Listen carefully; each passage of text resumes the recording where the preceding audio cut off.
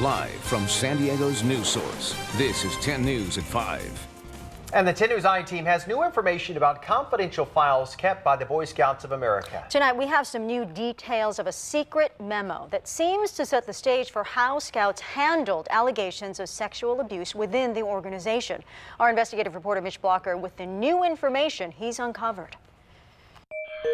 Secret files explained away. These files are just one part of a very stringent set of youth protection policies and procedures. This is Scout CEO Bob Mazuka in a message posted on the Boy Scouts of America website. His organization declined an on-camera interview with us, declining the chance to talk about 20 years worth of Scout documents detailing alleged sexual abuse within the organization. We take our responsibility to protect youth from abuse very seriously. From the early 70s to 1991, the way the Scouts handled that protection appears to be based on this internal memo we found from 1972. The memo is titled Personal and Confidential, explaining to Scout executives this is the first time such information has been printed, and because of the misunderstandings which could develop if it were widely distributed, we suggest that after you have read it, you file it with other policy statements without making photocopies or sharing it beyond the top management of your council.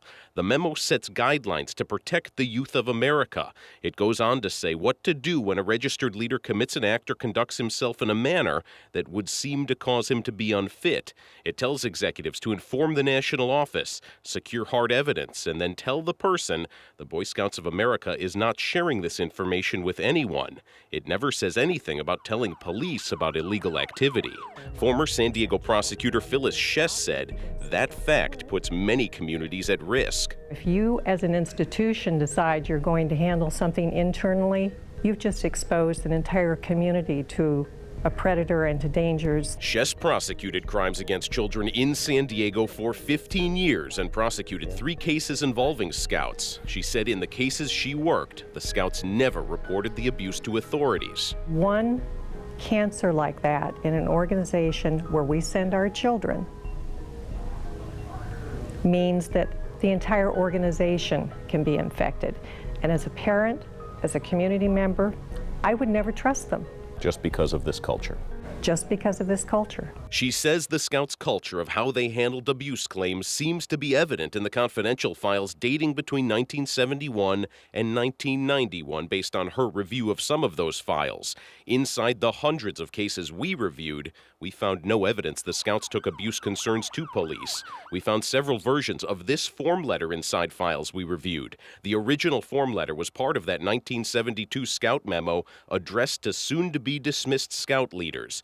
It reads, "We are making no accusations and will not release this information to anyone, so our action in no way will affect your standing in the community." While the Scouts haven't answered questions about the letter, the Scout spokesman said in an email, "Youth protection is a serious matter to the Boy Scouts of America, and it is inaccurate to indicate otherwise, or that the organization values its reputation above the well-being of its members." Did you take that picture?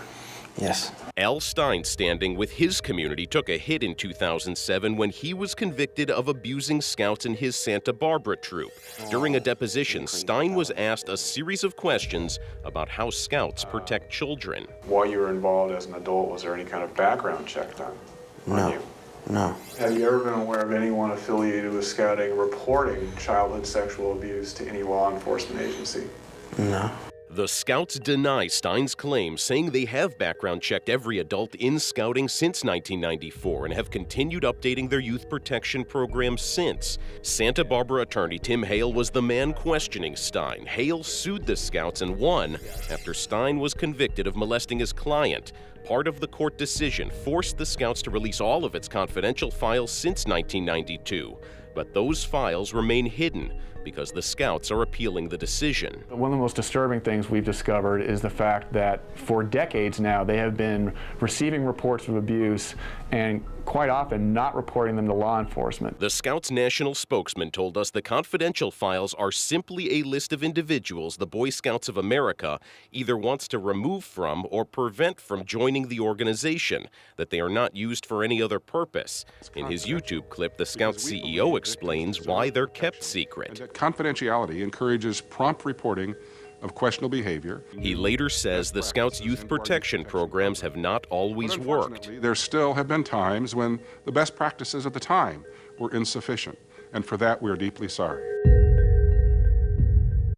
Now, while we were producing this story, the question about whether or not the Boy Scouts are legally obligated to report alleged abuse came up. In California, the mandatory reporting law says an administrator or employee of a public or private youth center, youth recreation program, or youth organization must report abuse. It is that last part about the youth organization that some lawyers have argued includes the Boy Scouts of America. That section has been in effect since 1991. And all this information in your report is on our website now for our viewers. Yes, it is. It's under the investigations tab on 10news.com. You can see the internal Scout memo as well as some of those confidential files. All right. Thank you, Mitch. Thanks, Mitch.